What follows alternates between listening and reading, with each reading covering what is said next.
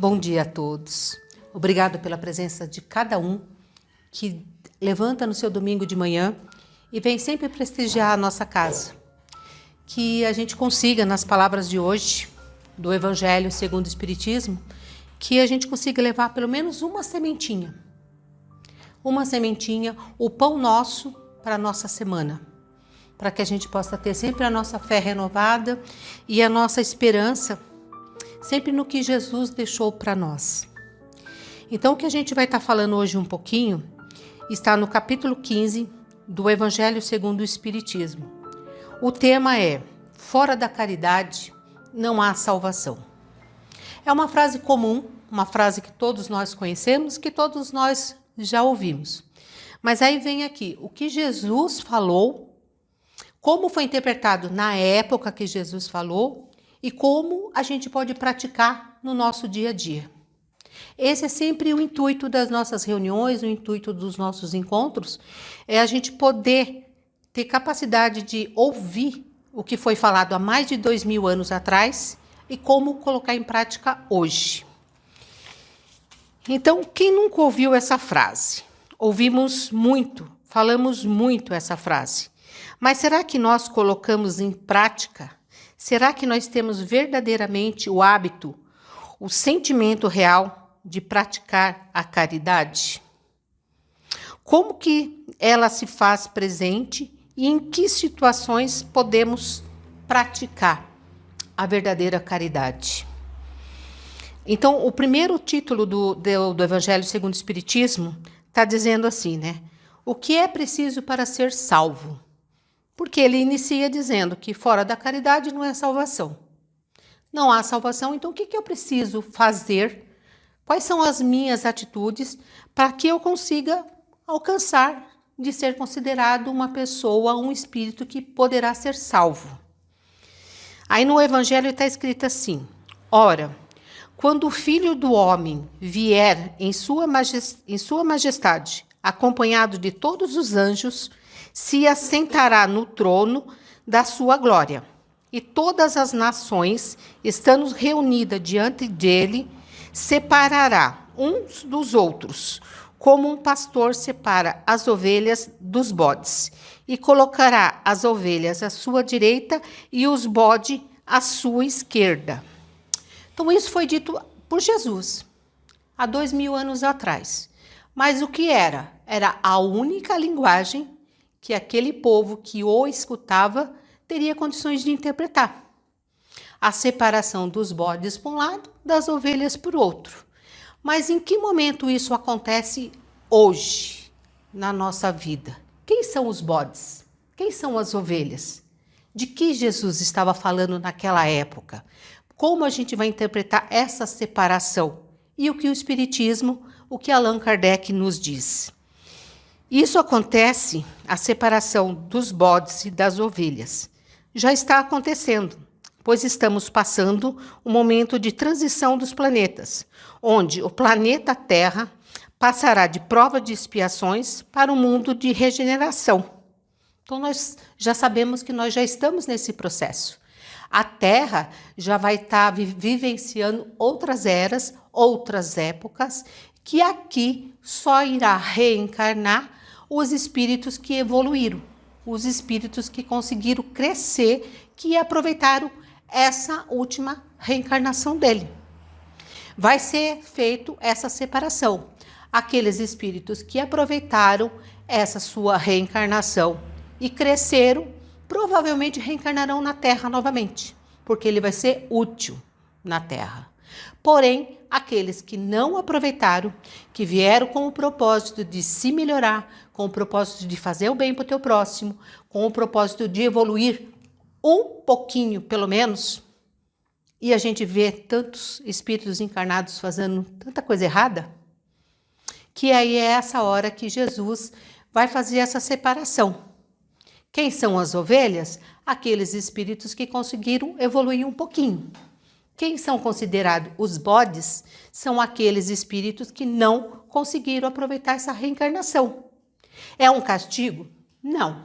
É uma punição? Também não. Nem é castigo, não é punição. O que é? é dar oportunidade novamente para ele recomeçar. É uma oportunidade. O filho, quando reprova, ele tem oportunidade. Reprovou, faz de novo. Ficou com algumas pendências na faculdade, faz o ano letivo e faz mais aquelas dependências que ficaram. No Espiritismo, a mesma coisa. Quando a gente refaz, é punição? Não, é uma nova oportunidade. Quem são as ovelhas? Quem são os bodes? Ovelhas são aqueles espíritos que já vivenciam as leis de Deus. São aqueles espíritos que vão obter a permissão para permanecer na Terra, no mundo de regeneração. Bodes são aqueles espíritos que ainda estão voltados para o mal, não vivenciam as leis de Deus e que optam pela prática de atitudes equivocadas e infelizes. Bodes, espíritos imperfeitos, vão ser direcionados, encaminhados, exilados para outros planetas, na mesma condição de expiação e provas que a Terra está saindo.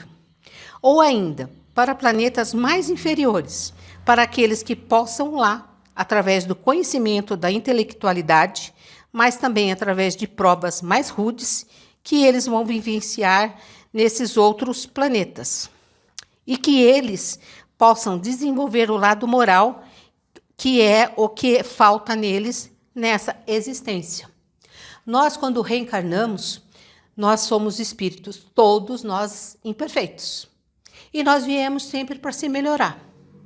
Dificilmente, em uma reencarnação só, a gente vai conseguir desenvolver o lado intelectual e o lado moral. Todas as pessoas vêm com um dos dois lados mais acentuado, mas não significa que ele está se melhorando. O lado intelectual que a espiritualidade nos fala não é o lado acadêmico. Quando diz que a pessoa tem que estar intelectualizada, que a pessoa tem que ter o lado intelectual desenvolvido. Não é isso. Não é isso. O Espiritismo considera intelectualidade aquele que sabe e pratica. Aquele que tem entendimento. Esse já começou o seu lado intelectual desenvolvido. Mas todos nós viemos ou com o lado intelectual mais desenvolvido, precisamos melhorar o lado moral, ou vice-versa. Porque nenhuma encarnação só, ninguém conseguiria desenvolver o tanto que ainda necessita, tanto da intelectualidade quanto da moral. Por que isso? Porque se a gente fosse pensar só no lado intelectual, a gente não viria tantos profissionais fazendo tantas besteiras. Tantas pessoas formadas em medicina, em direito, seja a profissão que for, errando tanto, ou fazendo opções para fazer coisas erradas. Então, ele veio com o intelectual dele desenvolvido, mas o lado moral dele ainda não está no ponto desejado.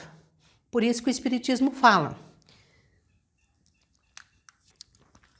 E tem muitas pessoas que até analfabetos são, porém, a moral deles é imbatível, é incomparável. Tem pessoas que não sabem ler e não sabem escrever, mas ela tem o entendimento. Ela sabe nos ensinar. Ela sabe colocar em prática. Então, essa pessoa veio com a moral elevada e precisaria ter uma oportunidade para desenvolver o intelectual dela. É nesse sentido que o Espiritismo sempre fala, do lado intelectual, do lado moral. Nós estamos na nossa última encarnação, onde somos avaliados se estamos nos esforçando, modificando, se estamos crescendo e evoluindo, para saber se temos condições de continuar reencarnando continuar reencarnando para seguir um mundo de regeneração aqui no planeta Terra ou não. É isso que Jesus quis dizer quando ele disse que haveria separação dos bodes das ovelhas. É nesse sentido. Só que naquela época nem se falava tanto no Espiritismo, porque eles não tinham condições moral de entender. Então, o rei dirá: aqueles que estarão à sua direita, vinde a vós, que fostes benditos por meu Pai, pois possui o reino que vos foi preparado desde o início do mundo.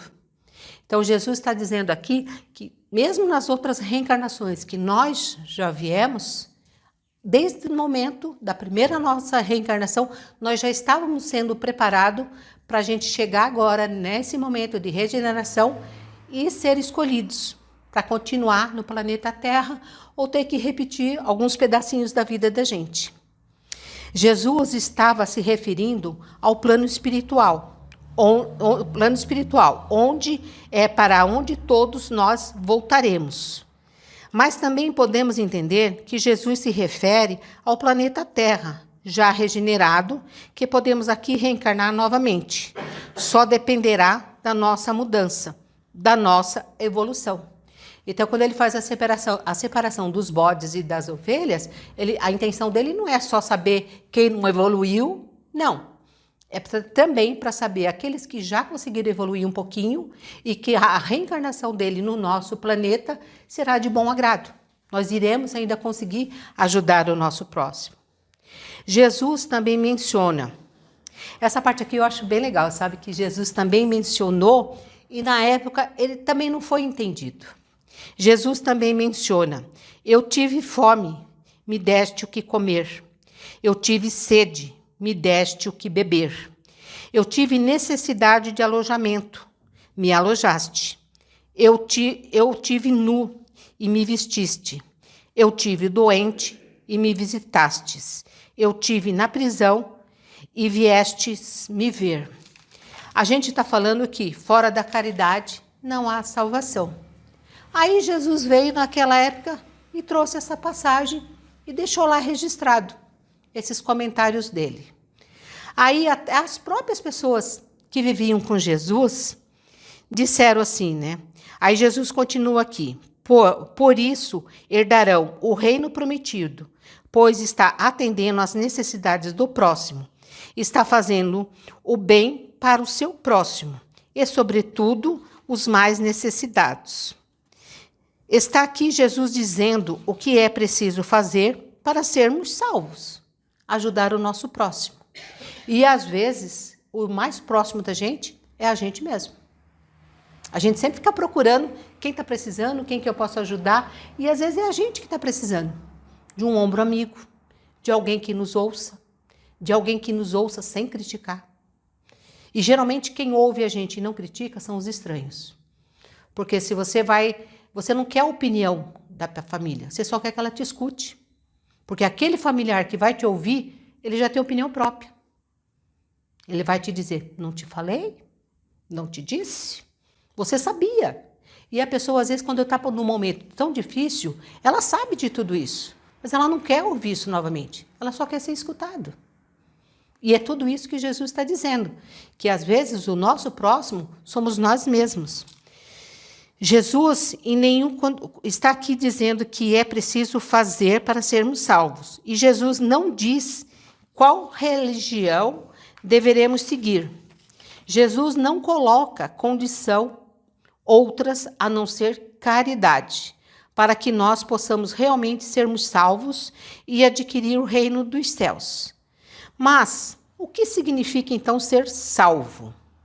Ser salvo significa ser digno da morada do nosso Pai, reino da felicidade. A partir do momento que eu pratico a lei do amor, eu já tenho a felicidade dentro do meu coração. Mas aí foi perguntado para Jesus, né? Senhor, quando foi que vimos o Senhor passar por tudo isso? Nós não lembramos. O Senhor foi preso? O Senhor se apareceu nu? Quando que isso aconteceu?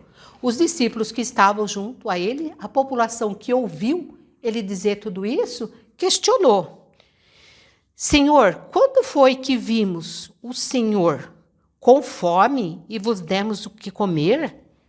Ou com sede e vos demos água? Quando foi que vimos o Senhor sem teto e os alojamos, sem roupas e vos vestimos?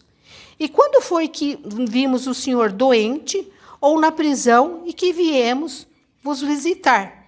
Não lembro, Senhor. Não estamos lembrados. Quando foi isso? né? O que o senhor está dizendo para a gente que o senhor passou por tudo isso, né? Aí eles questionaram Jesus.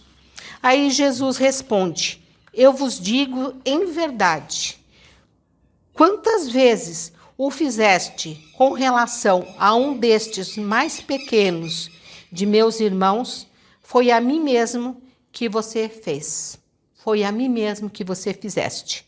Jesus está dizendo: eu estou em todos os corações. Eu estou no próximo, nessas outras pessoas, nesses irmãos menos favorecidos. E quando nós fazemos e praticamos a caridade ao próximo, é ao Pai que estamos fazendo. Então era isso que Jesus estava dizendo, né? Ele estava simbolizando.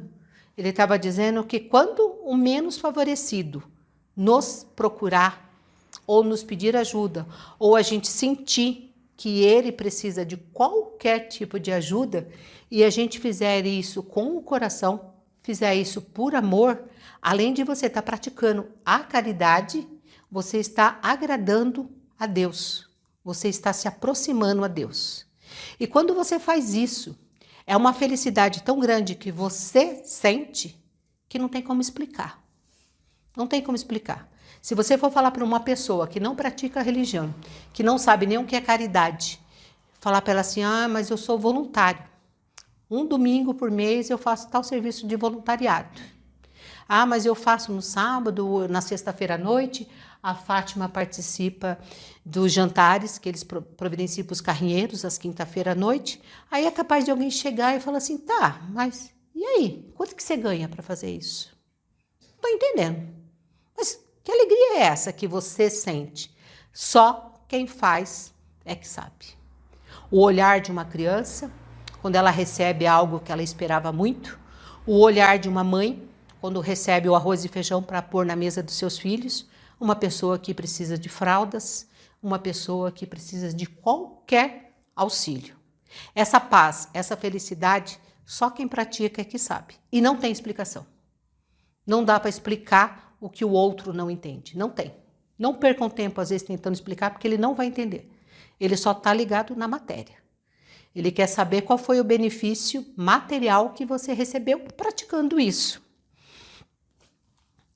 Nós precisamos ver e entender a dor do outro. Não podemos ou devemos esperar que o pedido de socorro chegue até nós. Se pudermos, faça a caridade antes, pois quando nos preocupamos com o próximo, estamos cuidando também de nós mesmos. Mas espera aí, agora está dizendo que quando eu cuido do próximo, eu estou cuidando de mim mesmo. Mas como assim? Se é eu que estou ajudando, qual é o meu benefício? Aí Jesus está dizendo aqui que você está cuidando de você, cuidando do seu orgulho, cuidando do seu egoísmo, cuidando da inveja, cuidando do ódio. Quando você se predispõe a ajudar o próximo, você está se aliviando disso. Você está vencendo o egoísmo, você está vencendo o orgulho. Todos nós temos um pouquinho de orgulho e um pouquinho de egoísmo. Ainda. Mas já estamos melhorando. Mas todos nós ainda temos. Nós ainda pensamos muito como ajudar, como fazer. Será que só matéria? Será que só ajuda material? Então nós temos que tomar muito cuidado com isso. E quando a gente consegue um pouquinho, a gente já está subindo um degrau da evolução. Jesus não fala em religião. Por isso que a doutrina espírita fala que fora da caridade não há salvação. Caridade é a grande chave que nos oportuniza a salvação, que nos oportuniza o crescimento. O caminho que nos conduz a Deus passa obrigatoriamente pelo próximo. Olha o quanto que isso é sério, né? O caminho que nos conduz a Deus passa obrigatoriamente pelo próximo. Porque nós nem sabemos, mas todos nós temos a oportunidade de ser útil, a oportunidade, a dádiva de ajudar. Nem que for com um olhar. Você não precisa nem saber o nome e o que a pessoa está passando. Mas se você olhar bem no olhinho da pessoa e falar, ó, paciência, tudo vai dar certo. Você não está sozinho. Uma palavra que você fale para essa pessoa, você já está aliviando o dia dela. A pessoa já está, por mais dificuldade que ela esteja passando, ela está sabendo, eu não estou sozinho, eu vou vencer, eu vou aprender, eu vou conseguir. Mas isso, às vezes, precisa de um ombro, precisa de um olhar mais caridoso para essa pessoa. E aí, no Evangelho segundo o Espiritismo, ele vem falar para a gente também da parábola do bom samaritano. Também, uma parábola conhecida, todo mundo já ouviu falar, todo mundo sabe, né? Um homem que descia de Jerusalém para Jericó caiu nas mãos de ladrões, e que despojaram, cobriram-no de feridas e foram deixados semi-morto. Aconteceu que, em seguida, um sacerdote descia pelo mesmo caminho e, tendo percebido, passou por outro lado. Ele olhou, viu que a pessoa não estava muito bem, falou, ó, deixa para o próximo. Vou atravessar a rua, vou para o outro lado, deixa ele aí que alguém vai vir ajudá-lo. Sacerdote, naquela época, eles eram doutores das leis. Eles entendiam tudo das leis religiosas e transmitiam para as pessoas esse conhecimento, mas não vivenciavam. Ele sabia falar. Ele sabe, porque falar todo mundo fala. Quero ver praticar. Então, esse sacerdote ignorou, deixou para o próximo. Jesus aqui está deixando bem claro que não é o fato da religião determinada que salva a pessoa, mas sim seus atos e suas atitudes. O sacerdote, ele era conhecedor das leis. Ele sabia das leis do amor e sabia das leis do homem. Mas ele não se incomodou, não quis perder tempo ajudando o seu próximo. E nós também fazemos isso. Quando a gente vê que alguém está com qualquer problema, às vezes a gente deixa para o próximo resolver. Ah, meu irmão que vai lá que resolva, a tia, a parente, o marido, a esposa, ela que se vire lá com o problema. O problema é dela, não é meu. E às vezes é um gesto, uma pequena atitude que vai ajudar. Às vezes você pode falar assim, olha, materialmente eu não posso te ajudar em nada, mas estou aqui, se você quiser conversar, se você quiser falar, se você... É isso que é esperado de todos nós. Quando vemos o sofrimento do outro, será que também fingimos não ver, não saber, não querer sequer, a gente não se quer nem sequer comprometer com aquele problema? Será que nós também não estamos atravessando a rua, fechando os olhos? Passou também, perante essa pessoa que estava ali caída, um levita. Levita era uma região daquela época que era da tribo de Levi. Também conhecedor das leis de Deus, conhecedor das leis dos homens, mas ele fez a mesma coisa. Ali estendido tá, ali estendido ele fique. Porque como era caminho de vários, alguma alma boa vai passar para cuidar desse daí, né? Vou-me embora. Aí vem um samaritano. Samaritano, eles moravam em Samarias. E eles não eram bem vistos, nem pelo povo dos sacerdotes e nem pelos levitas. Por quê? Porque como eles foram indo para aquele cantinho ali, começou a haver entre os samaritanos muita miscigenação, muita mistura de povos. E aí eles achavam assim, não, dessa mistura de povos aí a gente não pode esperar nada, né? Como que a gente vai esperar que eles sejam um dia um sacerdote, um conhecedor da lei? Como que a gente vai esperar desses samaritanos aí? Deixa eles de lado. E nós também fazemos isso com os povos que vivem em regiões diferentes da gente. Mas esse samaritano, o que ele faz? Ele observa, ele vai lá, o que ele tem? Ele tem azeite e vinagre. Ele vai, passa vinagre nos ferimentos, passa azeite, vê que ele ainda está vivo, procura cobrir algum dos seus ferimentos, coloca ele em... Não sei te dizer que animalzinho que estava com ele. Não vou falar que era um cavalo, porque eu não sei se era um cavalo. Enfim, ele carrega essa pessoa e leva ele para um próximo alojamento. E pede para a pessoa, olhe, cuide dele, faça o melhor que você puder para salvar a vida dele. contribuiu com algumas moedas e falou: ó, eu estou indo, mas eu volto por esse mesmo caminho. E eu volto aqui para saber o quanto que eu ainda te devo. Era um cavalo, tá? Eu li aqui, ó. Aproximou-se, pois, dele, derramou óleo e vinho em suas feridas e as enfaixou. E, tendo colocado sobre o seu cavalo, conduziu a uma hospedaria e cuidou dele. No dia seguinte, tirou 2 moedas e as deu ao hospedeiro, dizendo: tende bastante cuidado com este homem, e tudo que dependeres a mais, faça por ele, que eu restituirei no meu regresso. Nesta fala, Jesus está dizendo que praticar a caridade não precisa necessariamente estar ligado a qualquer tipo de religião. Os samaritanos eram tidos e considerados como um povo sem fé.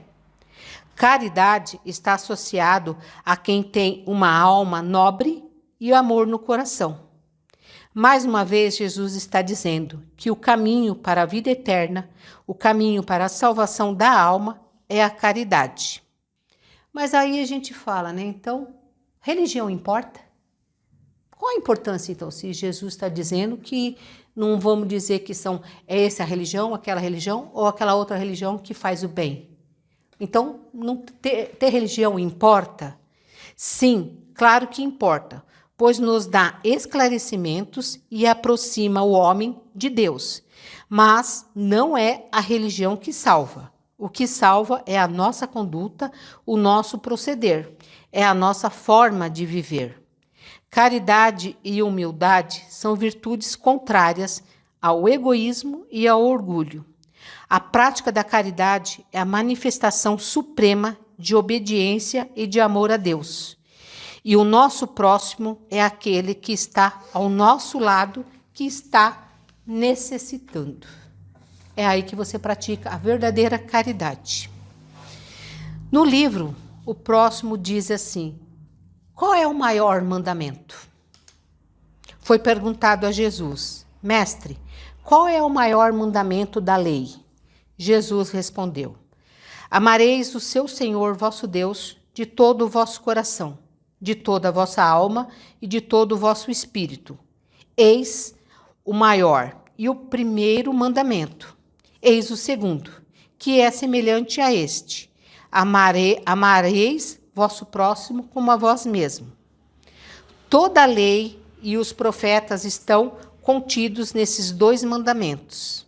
O que isso significa? Amar a Deus e amar ao próximo.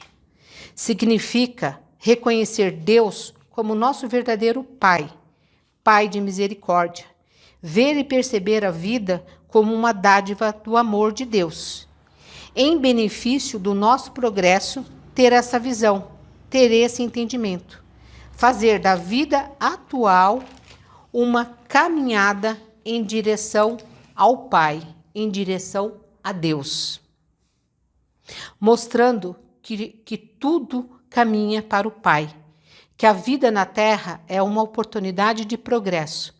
Reconhecer que a vida é uma oportunidade de nós trabalharmos em benefício do nosso progresso e o progresso da humanidade.